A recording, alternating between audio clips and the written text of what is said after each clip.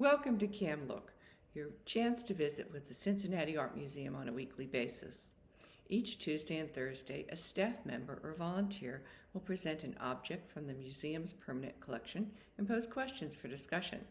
Please check back at 10 a.m. on those days for a new work and a new conversation. Hi, I'm Susan, a docent at the museum, and today I thought this work might brighten up your day. I spotted this from across the room at the museum and thought it was ceramic.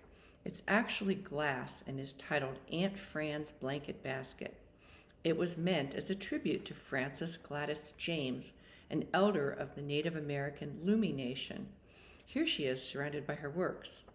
Aunt is an honorary title, no relation to the artist.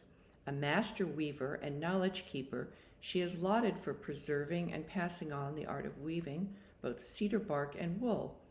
The artist refers to her as a freedom fighter for preserving those cultural traditions as well as the native language. You can find her works in multiple museum collections as well as the Smithsonian. The artist, Dan Friday, is also a member of the Lummi Nation, one of the groups of Coast Salish people inhabiting Washington State's northernmost coast and southern British Columbia. Dan's journey as an artist was unconventional. He trained initially as an auto mechanic, something that influenced some of his early works. It was only after finding work at a glass factory that he pursued art training and a career in art. He attended Pilchuck School of Glass and worked with Jill Chihuly, its founder. Friday's works almost exclusively in glass. His subjects are varied, but relate closely to his cultural heritage. Along with baskets, he has sculpted wildlife that inhabits the Pacific Northwest, such as bears, owls, and ravens. Some of the works resemble totems, which he also sculpts.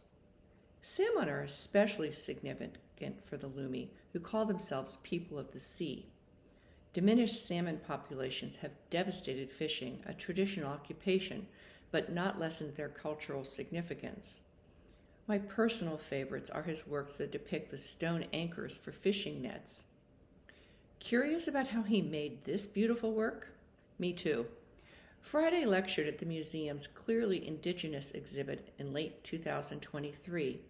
In that presentation, he shared the following slides showing how some of his works are created. First, glass rods are cut and laid out in a pattern in a long rectangular tray. When fused, they are then rolled and a plug of glass is placed at the base to create a vessel. Looks simple, doesn't it?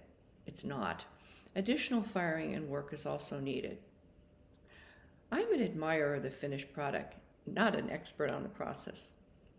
This work is currently displayed with a blanket at the museum, just not one of Aunt Fran's. Do you think Aunt Fran would be pleased with her tribute? Would she be surprised? If a tribute was to be made of you, what would you choose? A painting, a sculpture, or perhaps something less traditional? A collage, a tapestry, or perhaps a work in glass?